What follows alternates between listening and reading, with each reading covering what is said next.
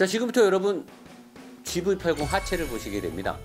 예전에 했는데 왜 또 했냐 그러는데 그 당시에 못 봤던 부분들하고요. 2.5 가솔린이고 후륜이다 보니까 사륜의 디젤하고는 좀 다른 부분이 있나 재차 확인하는 거고요. 크게 다르진 않더라고요. 하지만 이런 부분 디테일하게 짚고 넘어가는 거라서 재미있을 겁니다. 재밌고 대신에 길진 않습니다. 저번에 디젤 사륜에서 다 했기 때문에. 그리고 곧 휴가철이잖아요. 휴가철에 여러분들한테 도움되시라고 제가 행사 하나 진행하려고 합니다. 여러분들한테 도움이 되는 행사죠. 수천 명의 사용자들로부터 만족도가 94% 이상 넘는 카타민 제품 오일 컨디셔너인데, 이미 뭐 노사장이 누누이 얘기했고 또 제가 카타민 본사하고 같이 이제 협력 관계로 이 좋은 제품을 굉장히 많은 사람들한테 사용하게 할 건데, 이 제품이 정말 좋은 거는요, 유럽 쪽에서도 마찬가지고 동남아 쪽에서 바이크로 인해서 환경 오염이 되게 많이 되고 있는데 환경 오염에도 많은 부분 억제를 시켜주는 좋은 역할을 하고 있기 때문에 그쪽하고 어떤 기관하고의 어떤 비즈니스 컨설팅도 지금 진행이 되고 있거든요. 그래서 이런 좋은 제품을 여러분들이 이미 많이 쓰고 계시고 피드백도 워낙 좋은데, 휴가철을 맞아 어떤 이벤트를 할 거면 내일 금요일이잖아요. 오늘 밤부터 금토 일요일 날 저녁까지 딱 만 3일 동안 1+1을 진행할 겁니다. 여러분이 카타민을 사시면 묻고 따지지도 않고 똑같은 제품을 하나 더 드릴 거예요. 딱 3일 동안만. 왜? 하나 사셔서 본인 차에 넣고 휴가 갔다 오면서 엔진 길들이기, 엔진 컨디션, 연비에 많은 이득을 보시고요. 휴가처에서 만난 친구나 친척분들한테 카타민을 선물로 주세요. 그리고 하나 더. 우리 노보스 몰에서 이 구리 항균 마스크, 이 스폰지 재질인데 사실 스폰지가 아니에요. 실험상에는 몇백 번을 빨아도 되는데 일반적으로 그냥 우리가 빨았을 때 50회 이상의 세척을 해도 내구성에 문제가 없는 이 마스크가 모양까지 이쁘게 색깔을 칠해서 여기에 노보스를 찍었는데, 요게 숨쉬기가 편하기 때문에 특히나 지금 같은 여름철에는 아주 좋거든요. 아직 코로나 바이러스가 좀 장기적으로 간다고 하니까. 그래서 요거를 왜 또 카타민을 하는데 선전하냐는데, 물론 저희 노보스몰에서 구매하시라고 선전하는 것도 있는데, 이번에 카타민 1+1을 구매하셔서 인스타나 페이스북, 블로그나 SNS를 활용해서 카타민을 넣는 후기를 사진으로 찍어서 자기가 댓글로 카타민 후기를 간략하게나마 써주시면 그걸 저희 사이트로 인증샷을 또는 저 카톡으로 인증샷을 주시면 요거 제가 선물로 드릴게요.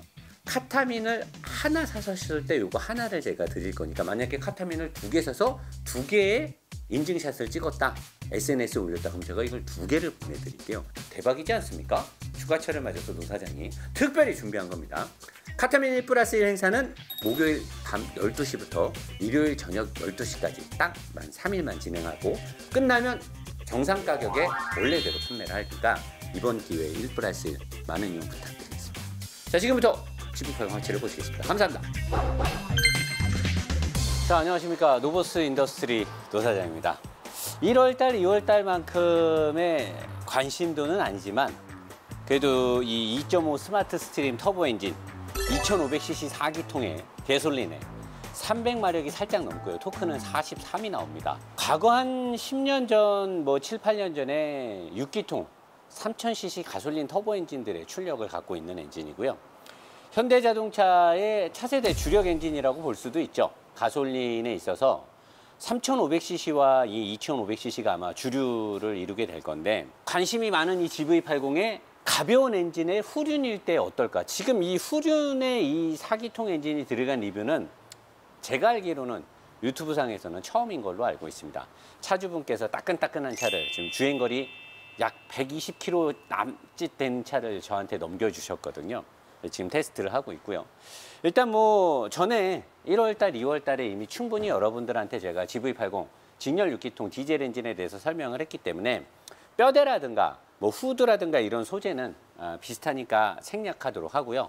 엔진에서 주도적으로 뭐가 바뀌었느냐를 제가 알려드릴 건데, 엔진 쪽에서 주도적으로 여러분들한테 제가 설명해 주고 싶은 건, 얘가 기본적으로 시내를 살살 다니거나 시동을 걸었을 때 벤츠나 뭐 최근에 BMW의 직분사 엔진하고 다르게 N이 되게 조용합니다. 조용한 이유는 여기에 있는 이 직분사 직분사 펌프가 낮은 RPM에서는 거의 작동을 안 해요. 여기 캠샤프트에 연결돼서 무조건 도는 게 아닌 방식으로 돼 있는 것 같아요. 그래서 낮은 RPM과 아이들 상태에서는 이쪽에서 포트 분사에 연료를 뿌리는 것들만 타다다다닥 아주 낮게 소리가 나고요. 직분사 펌프 도는 소리가 아예 안 납니다. 그래서 낮은 RPM이나 아이들 상태에서는 굉장히 정숙함을 주고 있고요. 이 차는 이쪽에 있는 터보, 부스트를 몇 발을 쓰는지는 모르겠는데 2500cc의 포트 분사와 직분사를 같이 쓰는 엔진이니까 부스트 압이 아주 높지는 않을 건데요. 이쪽으로 들어간 공기, 여기 보시면 플랩이 있어요. 플랩이 여러분들 다 안에 보이시죠? 플랩이 열리고 닫히고 해서 플랩으로 엔진의 열 관리를 하는데, 닫은 상태에서도 요 위쪽, 요쪽 위로 공기가 들어가서요. V6 같은 경우는 이쪽으로도 들어가고 이쪽으로도 들어가는데, 얘는 4기통이니까 이쪽으로만 공기가 들어갑니다. 이쪽으로 들어간 공기는 이 배기 라인을 시키는 대로 바람으로 나가게 돼 있고, 이쪽으로 들어간 공기는 바로 꺾어져 갖고 필터로 들어가죠. 필터를 들어간 공기는 바로 터빈으로 갑니다. 거기서 부스트압이 생성이 되고, 생성된 부스트압은 다시 이쪽으로 나와서 순행식 인터쿨러로 들어가요. 요 밑에 있는 순행식 인터쿨러. 그래서 제가 벤츠나 BM의 최근의 엔진들을 설명할 때 반응성이 되게 좋다, 토크는 기술적으로 잡고 관을 길게 빼서 유속의 흐름으로 토크를 발생하는 게 아니고 전자 제어를 통해서 토크를 어느 정도 어시스트를 해주고, 엔진은 흡입되는 관들의 모든 길이를 짧게 해서 반응성을 되게 향상시키는데, 얘가 지금 그런 식이에요. 여기로 들어가자마자 바로 나와서 순행 인터쿨러로 들어가서 순행 인터쿨러 나와서 바로 이쪽으로 해서 이쪽 매니폴드로 들어가죠. 그리고 이쪽에 보면 블로오프 밸브도 이쪽에 달려 있고요. 여기 달려 있는 순행 인터쿨러는 생각보다 크기가 큽니다. 그리고 여기에 있는 냉각수가 순행 인터쿨러를 관장하는, 또는 여기에 있는 걸로 엔진 쪽에, 미션 쪽에 열교환기에 달려 있는 냉각수는 이쪽에서 나가는 것 같고요. 여기에 있는 냉각수는 엔진 블럭에 들어가는 냉각수를 이쪽에서 관장을 해주는데, 이 엔진이 좀 재밌는 게 있어요. 여기까지는 이제 최신들의 엔진하고 결을 같이 하고 있는데, 근데 희한한 점은 이 엔진이 그렇게 뛰어난 기술들이 안 들어갔단 말이에요. 벤츠가 또는 BM이 같이 쓰고 있는 밸브 타이밍이라든가 여러 가지 다른 기술들이 들어가지 않았는데, 터보를 쓰고 있는데 머플러 쪽에 플랩도 없어요. 배기의 압을 세밀하게 조절해주는 플랩도 없고 밸브 타이밍도 없고.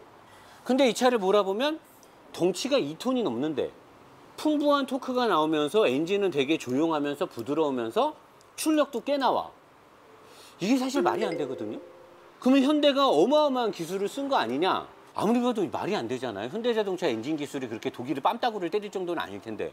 그래서 희한하다 해서 이쪽을 자세히 봤더니, 일단은 터보를 영민하게 조절해주는 전자식 웨이스트 게이트가 들어가 있는데, 요거 안에 때문에 그런 것 같진 않고, 여러분 여기 저기 보이시면 촉매 하나 있죠. 3원 촉매. 자, 3원 촉매가 하나 있어요. 그리고 그 뒤가 깔끔하게 아무것도 없어요. 뭔지 모르시겠어요, 여러분? 원래 저 뒤에 GPF가 달려야 되고요. GPF 포립 미립자 필터 있잖아요. 그 다음에 GPF에 연동돼서 뭐가 달려야 돼? EGR 쿨러가 달려야죠. 배기가스를 재순환을 시켜주는 걸 달아서 배기가스 재순환 장치인 포지 필터와 GPF와 EGR 쿨러를 달면 배기 저항이 엄청나게 증가를 하면서 출력을 매끈하게 올리는데 상당히 걸림돌이 됩니다. 근데 이 차는 현재 그게 없어요.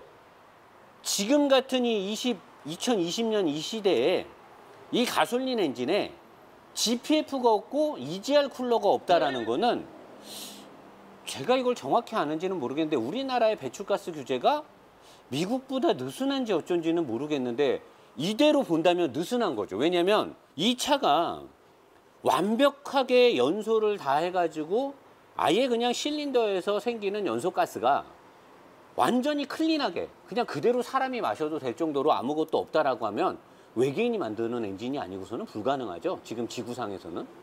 근데 이 엔진에서 나가는 배기가스가 3원 촉매 하나만을 걸치고 GPF와 EGR 쿨러가 없이 그냥 나간다는 건, 저는 아마 이 엔진은 이대로 미국 시장에 못 들어가지 않을까 싶어요.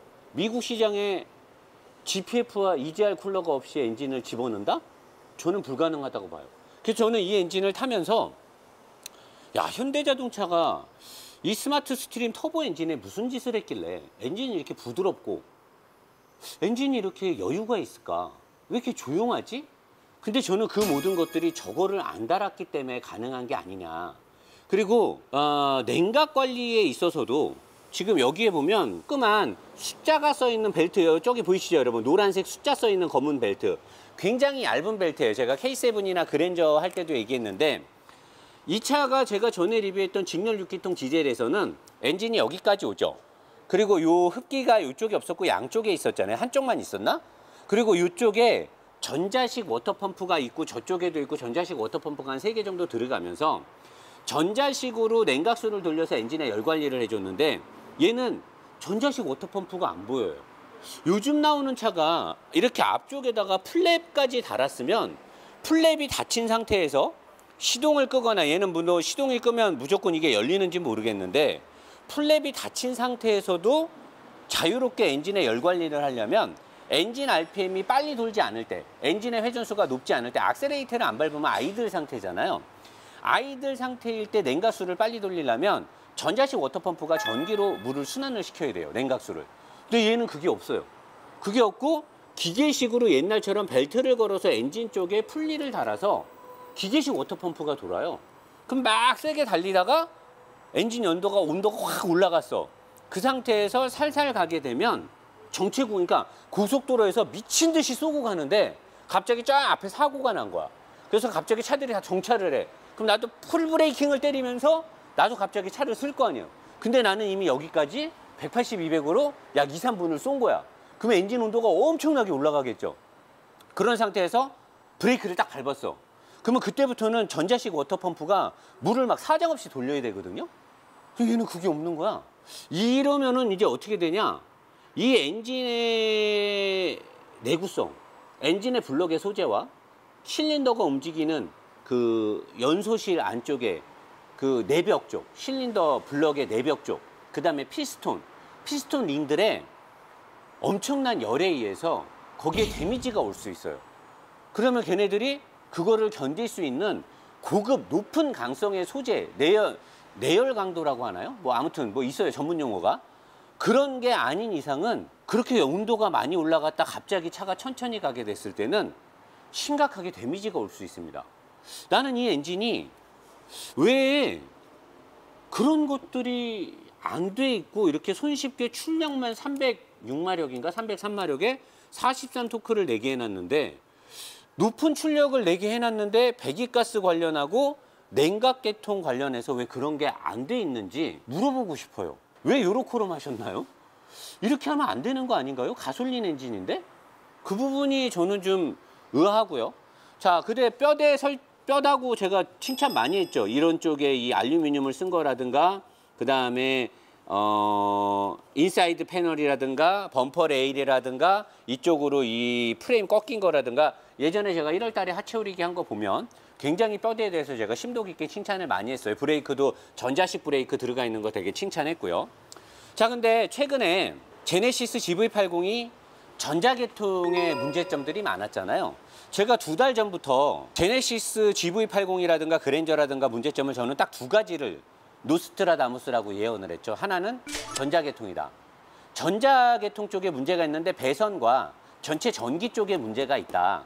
그리고 또 하나는 엔진 블럭의 내구성에 문제가 있다. 엔진 블럭의 소재나 피스톤, 커넥팅 로드 같은 엔진 안에 들어가는 소재가 업그레이드가 되지 않았기 때문에 그 부분이 소실이 되면서 그쪽으로 오일이 새서 실린더 안으로 오일이 들어가서 오일이 감소하는 거고, 오일은 없어지거나 새는 게 아니다. 실린더 내벽 안에 붕괴가 되면서 그쪽으로 오일이 소모가 되는 거다. 그리고 그거는 GDI 엔진과 높은 열을 내는 엔진임에도 불구하고 출력이 높아진다는 건 열 효율을 높게 쓴다라는 거거든요. 엔진의 온도가 올라가면서 엔진의 내구성이 뒷받침이 되지 않기 때문에 그런 문제가 생긴다라고 했는데 제가 봤을 때는 그건 100% 맞을 것 같고요. 최근에 제가 라이브에서도 스마트 스트림 엔진의 문제, 그리고 최근에 판매된 스마트 스트림 엔진은 제가 알기로는 약 7만 대 정도 되는 걸로 알아요. 그 모든 엔진에 대해서 만약에 국토부에서 리콜이 들어간다.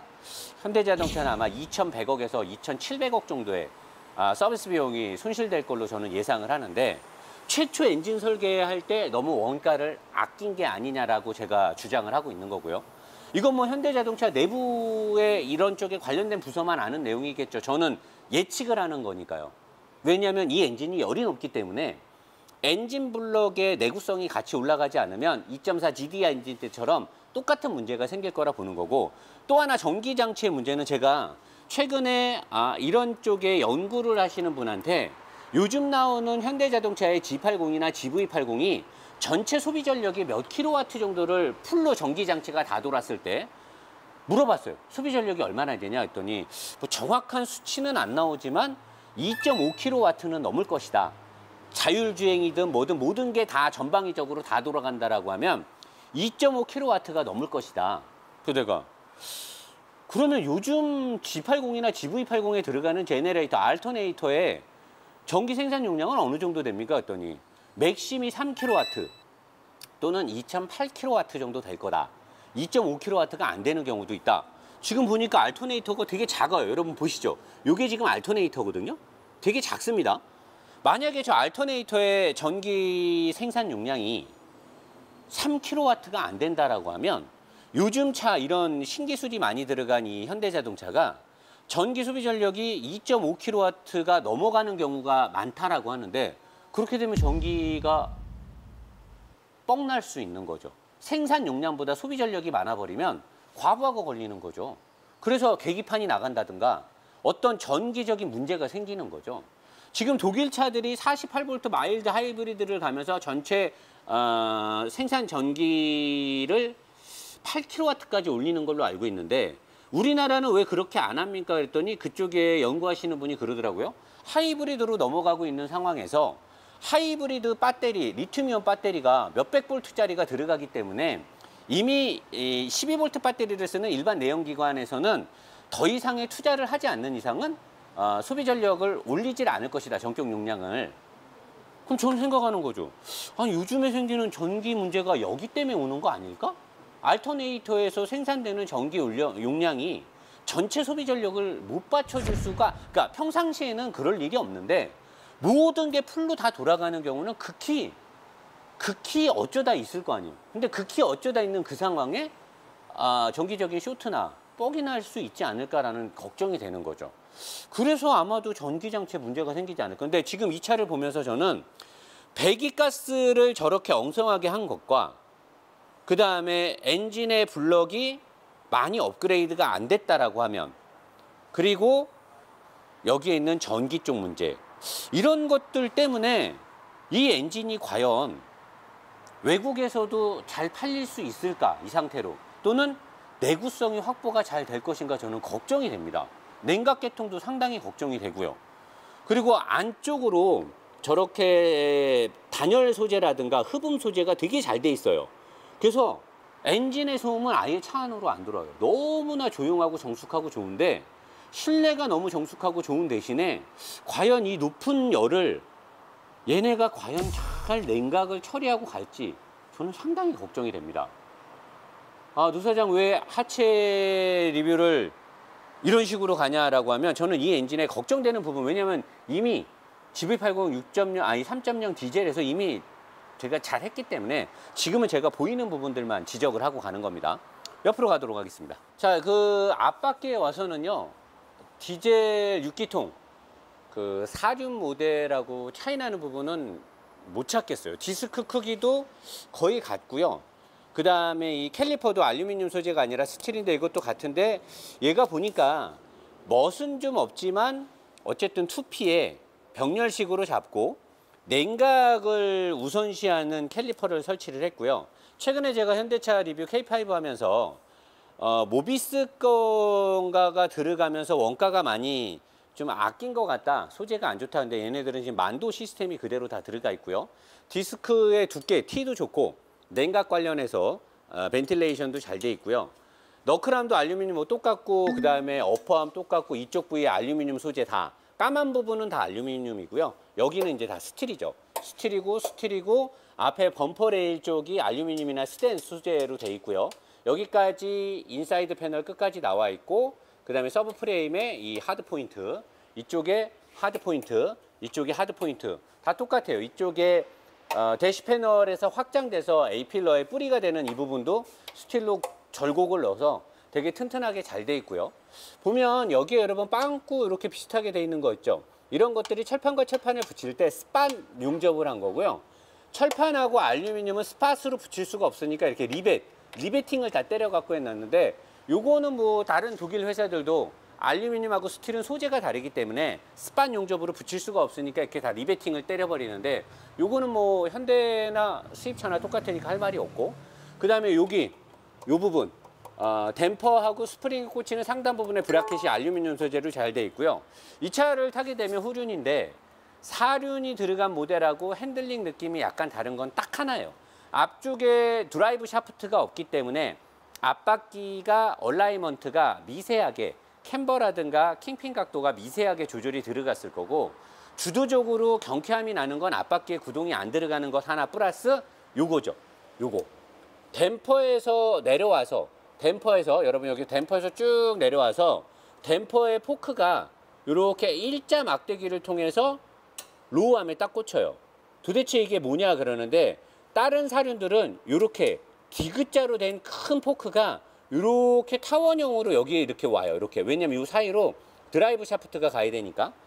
그게 무슨 상관이에요, 노사장님? 이러면 쉬워요. 저 로우암이 움직일 때 이 바퀴를 로우암이 메인으로 걸려 있고 텐션 스트럿이 앞으로 이렇게, 얘가 이제 텐션 스트럿이거든요. 얘는 앞에 빠져서 조향의 날카로움을 주는 게 이 텐션 스트럿인데, 전체적으로 바퀴의 움직임의 메인 하중은 이 로우암이 잡고 간단 말이에요. 이 로우암이. 근데 이 로우암에 여기 댐퍼가 여기 꽂혀 있잖아요. 자, 로우암이 바퀴하고 같이 이렇게 움직일 때 노면에서 오는 어떤 느낌을 바퀴하고 로우암이 직타로 받는단 말이에요. 그러면 이 댐퍼가, 사람들은 그래, 뭐 고무 부싱이 있고 스프링이 있으니까 거기서 다 먹는다. 그거는 차를 모르는 사람들이 하는 얘기고요. 그럴 거면 이렇게 고급 소재나 이게 뭐 알루미늄이나 이런 거 할 필요가 없어요. 고무랑 스프링이 충격을 다 먹어주면 뭐하러 이런 걸 해요? 할 필요가 없어요. 타이어에서 생기는 편심 저항이라든가 노면 저항, 노면에 대한 어떤 잔진동 등에서 자동차가 움직일 때는 이루 말할 수 없는 많은 진동이 생긴단 말이에요. 그리고 끈적한, 끈끈한 느낌은 핸들, 조향이 핸들을 타고 또는 바닥을 타고 엉덩이를 타고 척추를 타고 올라오는데, 여기 댐퍼에 꽂아져, 이 댐퍼의 끝에 있는 요 막대기가 저 로우암에 일자로 딱 꽂혔을 때랑 사륜이 들어가서 드라이브 샤프트가 여기 꽂히게 되면 댐퍼에서 쭉 내려온 다음에 한 20cm 이상 이렇게 포크가 이렇게 나눠져서 포크처럼 이렇게, 그러면 그게 이제 로우암에 묶이게 되면 로우암이 움직일 때 로우암에서 직타로 일자 막대기를 타고 올라가는 느낌하고 포크를 타고 올라가는 거하고는 완전 천지차예요. 그래서 BMW도 5 시리즈든 7 시리즈든 후륜 모델하고 사륜 모델하고 스티어링 느낌이 완전히 달라지는 건 드라이브 샤프트가 없기 때문에가 한 60~70% 정도 되고요. 나머지 30% 정도는 댐퍼의 끝을 하나의 막대기로 로우암에 꽂을 것이냐, 하나의 막대기로 너클암에 꽂을 것이냐와 두 개로 포크가 나눠져서 꽂는 거에 따라서 완전히 느낌이 달라져요. 그래서 이 차를 타게 되면 스티어링의 느낌이 완전히 깔끔하게 전달됩니다. BMW를 타는 것과 비슷한 느낌의 깔끔함이 전달돼요. 그거는 대박이죠. 그리고 만약에 이 차를 사서 강원도나 오지산간이나 막 눈 펄펄 내리는 데서 막 타는 게 아니면 사실 사륜 필요합니까? 저는 지금 이 차를 이틀째 타고 있으면서 일반적으로 우리가 자가용처럼 이용했을 때 과연 사륜이 필요한 경우가 얼마나 있을까? 사람들이 뭐 눈이 올 때, 비가 올 때 살살 가면 되잖아요. 아니, 비 올 때 살살 가면 되지. 비 올 때 무슨 레이싱 합니까? 그리고 눈 올 때, 눈 많이 오면 1년에 작년에, 재작년에 눈 한 번도 안 왔어요. 서울 경기권에. 눈도 안 오는데 뭐 그렇게 눈 오는 날씨를 걱정을 해요. 그 눈 오면 윈터 타이어 끼면 돼. 1년 365일 중에 눈 와서 차 못 타는 날이 한 열흘도 안 되잖아요. 그럼 나머지 355일을 왜 낭비하면서 차를 타야 되냐고요. 355일을 즐겁게 타고 열흘 정도는 차 안 갖고 다니거나 정 걱정되면 겨울에 윈터 타이어 끼면 되죠. 쓸데없이 사륜을 맹신할 필요가 없다는 거고, 이 차를 타보면 같은 차대에서 후륜일 때 세팅을 잘하면 얼마나 깔끔하고 주행 느낌이 좋은지를 알게 됩니다. 이것만큼은 따봉으로 칭찬하고 뒷바퀴로 가겠습니다.